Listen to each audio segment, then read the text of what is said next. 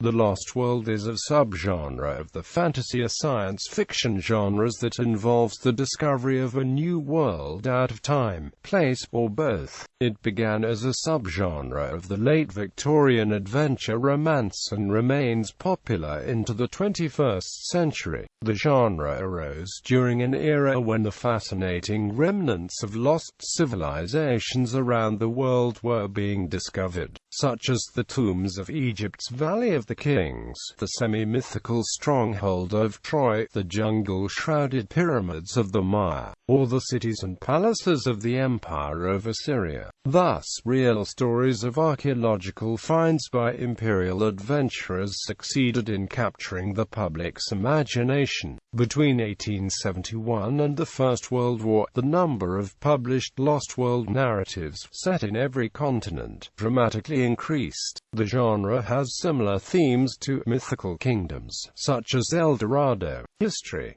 King Solomon's Mines by H. Rider Haggard is sometimes considered the first Lost World narrative. Haggard's novel shaped the form and influenced later Lost World narratives, including Rudyard Kipling's The Man Who Would Be King, Arthur Conan Doyle's The Lost World, Edgar Rice Burroughs' The Land That Time Forgot, A. Merritt's The Moon Pool, and H. P. Lovecraft's At the Mountains of Madness.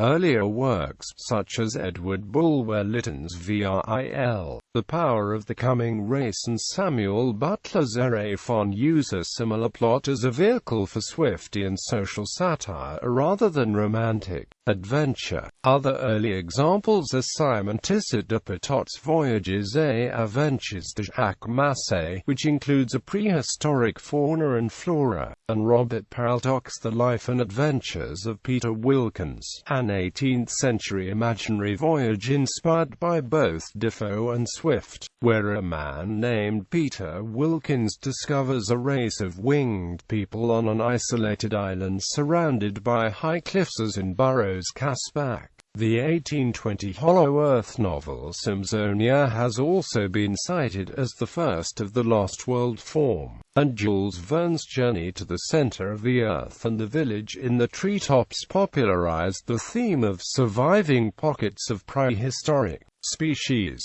J. H. Rosniane would later publish The Amazing Journey of Hert in Ironcastle, a novel where an expedition in the heart of Africa discovers a mysterious area with an ecosystem from another world, with alien flora and fauna. Edgar Allan Poe's The Narrative of Arthur Gordon Pym of Nantucket has certain Lost World elements towards the end of the tale. James Hilton's Lost Horizon enjoyed popular success in using the genre as a takeoff for popular philosophy and social comment. It introduced the name Shangri-La, a meme for the idealization of the Lost World as a paradise. Similar books where the inhabitants of the Lost World are seen as superior to the outsiders are Joseph O'Neill's Land Under England and Douglas Valder Duff's Jack Harding's Quest. Contemporary examples. Contemporary American novelist Michael Crichton invokes this tradition in his novel Conguard, which involves a quest for King Solomon's mines, fabled to be in a lost African city called Zinj. During the 1990s, James Gurney published a series of juvenile novels about a lost island called Dinotopia, in which humans live alongside living dinosaurs.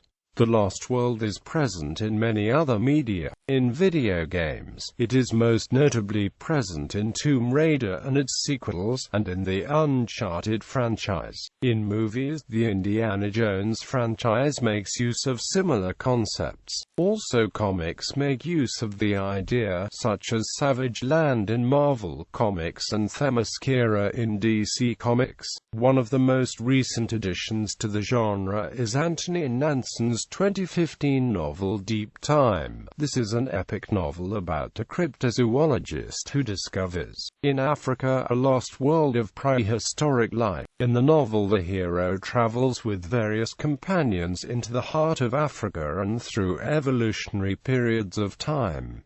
Geographic settings. Early Lost World novels were typically set in parts of the world as yet unexplored by Europeans. Favorite locations were the interior of Africa or inland South America, as well as Central Asia. Later writers favored Antarctica, especially as a refuge for prehistoric species. In Edison Marshall's Dian of the Lost Land, Cro-Magnons, Neanderthals, and mammoths survive in the Moss Country, a sheltered warm corner of the continent. Dennis Wheatley's novel The Man Who Missed the War also deals with a warm and hidden area on the continent, where there live humans such as the descendants of Atlantis. In Jeremy Robinson's Antarctic Rising, dinosaurs and Nephilim emerge as the ice cap melts. Matt Johnson's Pym describes giant white hominids living in ice caves. Ian Cameron's The Mountains at the Bottom of the World has a relict population of Paranthropus living not quite in Antarctica, but in the southern Chilean Andes.